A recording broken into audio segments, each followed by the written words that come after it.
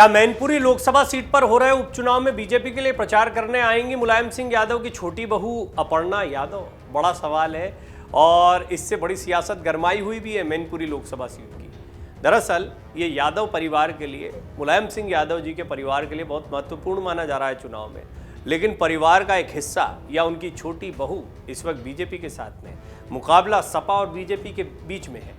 BJP के लिए बहुत महत्वपूर्ण है सीट को जीतना। बीजेपी मान रही है कि वो किला अगर ये भेद देती है तो आगामी चुनाव में जिस तरह से रामपुर, आजमगढ़ बड़े बड़े किलों को भेदा है, इससे ताकत उनकी बढ़ेगी और इसके लिए वो हर मुमकिन प्रयास कर रहे हैं। रघुराज शाक्य, जो कि शाक्य समाज के वोटों में अच्छी पकड़ रखते हैं, उन्हें कैंडिडेट बनाया गया है। लेकिन यादव वोटर्स को भी अपनी तरफ खींचने के लिए परिवार का कोई सदस्य अगर जाए तो हो सकता है कि बीजेपी को फायदा हो जाए।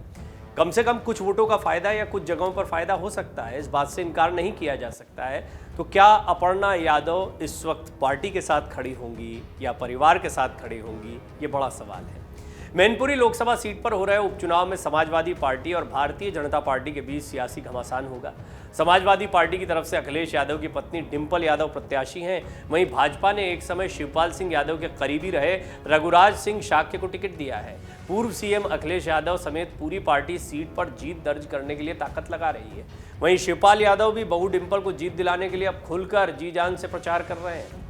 भाजपा भी सपा की इस परंपरागत सीट को छीनने के लिए दम लगा रही है। मैनपुरी उपचुनाव के लिए प्रचार अभियान के दौरान भारतीय जनता पार्टी और समाजवादी पार्टी की ओर से जमकर बयानबाजी भी हो रही है।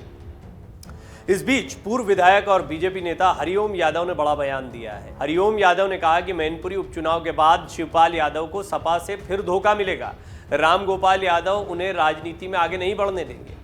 इस बातचीत के दौरान बीजेपी नेता ने रामगोपाल यादव को शकुनी तक कह दिया और उन्होंने कहा कि रामगोपाल यादव की और भी कई उपाधियां हैं जो हम देना ठीक नहीं समझते।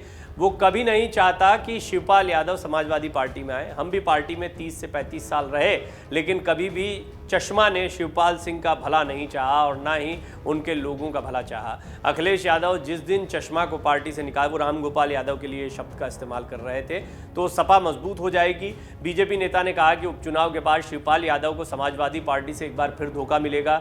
विधानसभा चुनाव में भी शिवपाल यादव ने समर्पण किया था, तब भी उनके साथ धोखा हुआ। अब भी उन्होंने परिवार के लिए समर्पण किया है, फिर उन्हें धोखा मिलेगा। शिवपाल यादव को कुछ मिलने वाला नहीं है। रामगोपाल यादव उन्हें कभी आगे नहीं बढ़ने देंगे। 2012 में जब अखिलेश यादव मुख्यमंत्री बने, तब से वो उनकी गिरफ्त में, रामगोपाल यादव के विषय में कह रहे थे, और आज भी उनकी पकड़ में ही है।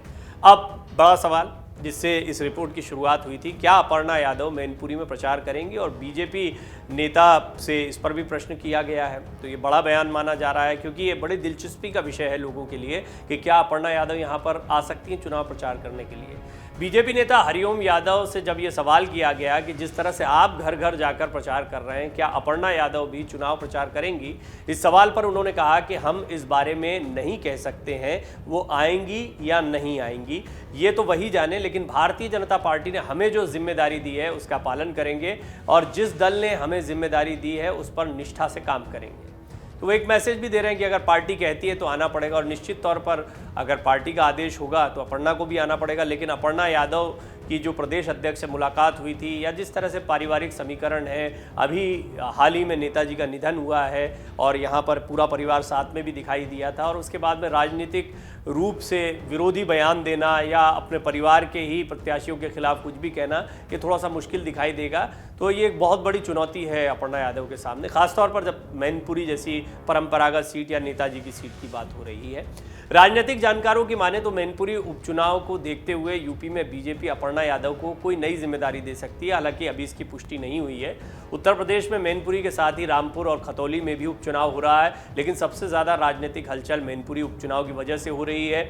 मैनपुरी मुलायम सिंह यादव की सीट रही है, ये यादव परिवार के लिए प्रतिष्ठा का प्रश्न भी मानी जा रही है। अखिलेश यादव की पत्नी डिंपल यादव यहाँ से समाजवादी पार्टी की प्रत्याशी हैं, वहीं बीजेपी ने रघुराज सिंह शाक्य को यहाँ से उतारा है। शाक्य मतदाता, यादव मतदाता, ये दोनों ही बहुत महत्वपूर्ण मतदाताओं का वर्ग है और इन दोनों को ही साथ कर चल रहे हैं। यादव मतदाता मुलायम सिंह यादव के परिवार के साथ जाते हैं, इस बात की उम्मीद जताई जा रही है। जसवंत नगर जो है वो भी इसी लोकसभा सीट की एक विधानसभा सीट है जहां से शिवपाल यादव ने बहुत बड़ी जीत हासिल की थी। शिवपाल यादव को अपने साथ लेकर आ जाना ये एक बहुत बड़ी रणनीति थी जो कारगर भी रही और शिवपाल मान भी गए। बहुत जल्दी उन्होंने ये निर्णय ले लिया कि वो डिंपल यादव के लिए प्रचार करेंगे। उसके बाद वो बीजेपी पर जमकर हमलावर हुए। रघुराज शाक्य जो कभी उनके करीबी थे, खुद को शिष्य कहते हैं, रघुराज शाक्य का बयान था कि हर गुरु को अच्छा लगता है अगर चेला कुछ अच्छा काम करता है तो।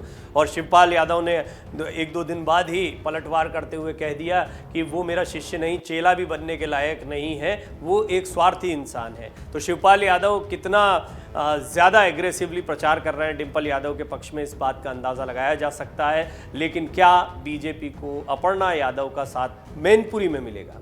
पार्टी के साथ वो है, लेकिन क्या प्रचार करने के लिए वो आएंगी?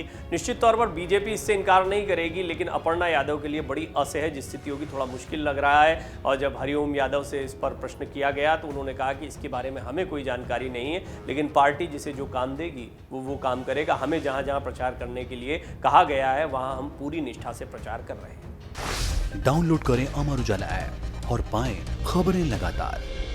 अगर आप ये वीडियो YouTube पर देख रहे हैं तो हमारे चैनल को सब्सक्राइब करें और बेल आइकन को दबाना ना भूलें। अगर आप Facebook पर ये वीडियो देख रहे हैं तो हमारे पेज को लाइक करें।